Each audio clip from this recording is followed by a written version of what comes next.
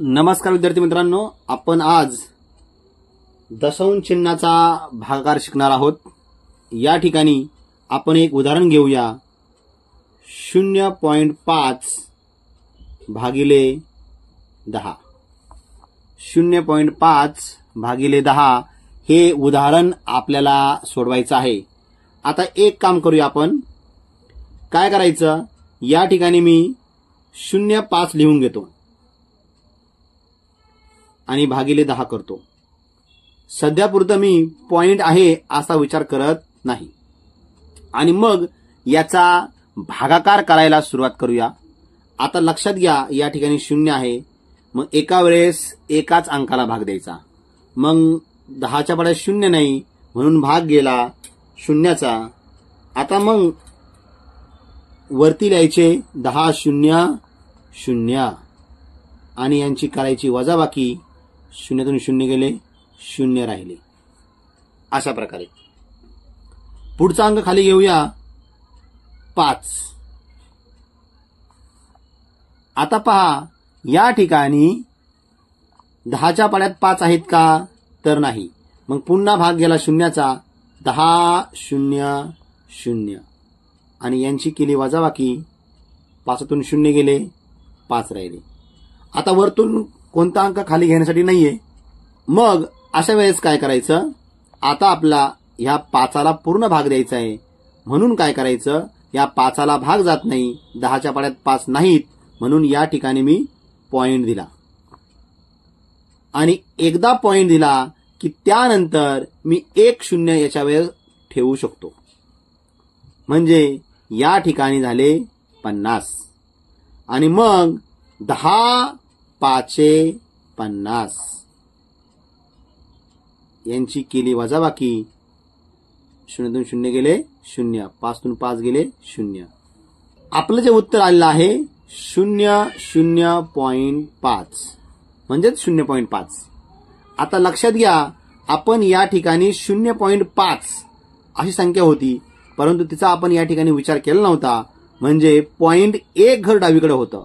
मग या उदाहरणामध्ये पॉइंट अजून एक घर डावीकडे सरकवायचा आहे, म्हणजे इथं पॉइंट आहे तर एक घर पुढे सरकल, म्हणजे 0.05 हे आपलं उत्तर आलेलं आहे। म्हणजेच 0.5 भागिले 0.05 अशा प्रकारे आपण दशांश चिन्हाचा भागाकार करू शकतो। फक्त व्यवस्थित समजून घ्या। दुसरं उदाहरण आहे, या ठिकाणी 45.60 भागिले 5 हे उदाहरण आपल्याला या ठिकाणी सोडवायचं आहे। आता लक्षात घ्या, मी या ठिकाणी पॉइंटचा विचार न करता भागाकार करून घेतो। आता लक्षात घ्या, कसा करायचा भागाकार, एका वेळेस एकाच अंकाला भाग द्यायचा। मग 5च्या पाड्यात 4 नाहीयेत, कारण सुरुवात 5 पासून आहे, मग भाग गेला 0चा। 5 0 0 यांची केली वजाबाकी। 4तून 0 गेले, 4 राहिले। आता वरतून दुसरा अंक खाली घेतला, तो आहे 5। मग या ठिकाणी झाले 45। मग 5च्या पाड्यात आहेत का 45, तर 5 9 45, म्हणजे भाग गेला 9चा म्हणून वरती 9 लिहिले, म्हणजेच 9 नंबरला 45 आहेत। मग 5 9 45 यांची केली वजाबाकी, बाकी राहिली 0। 5तून 5 गेले 0, 4तून 4 गेले 0। आता पुढचा अंक खाली घेऊया आपण, तो आहे 6, म्हणजे या ठिकाणी झाले 6। आता मग 5च्या पाड्यात 6 आहेत का, तर नाही आहेत। 5 1 5, 5 2 10, परंतु मग 10 या ठिकाणी घेऊन चालणार नाही, कारण 10 मोठे होतील। मग एकाचा भाग देऊया, 5 1 5, म्हणजे 6 पेक्षा लहान संख्या 5 आहे, म्हणजे एकाचा भाग गेला। 5 1 5 आणि यांची केली वजाबाकी। 6तून 5 गेले, 1 राहिला। अशा प्रकारे आणि मग पुढचा अंक खाली घेऊया, तो किती आहे 0, तो या ठिकाणी आला। एका वेळेस एकच अंक खाली घ्यायचा, या ठिकाणी झाले 10। मग 10 किती नंबरला आहेत, तर 2 नंबरला। 5 दुने 10 आणि यांची केली वजाबाकी 10तून 10 गेले 0 या प्रकारे. आता लक्षात घ्या आपलं जे उत्तर आलं आहे 912 म्हणजेच 912. कारण पुढे काही दिला 0 म्हणून काही फरक पडत नाही संख्येला.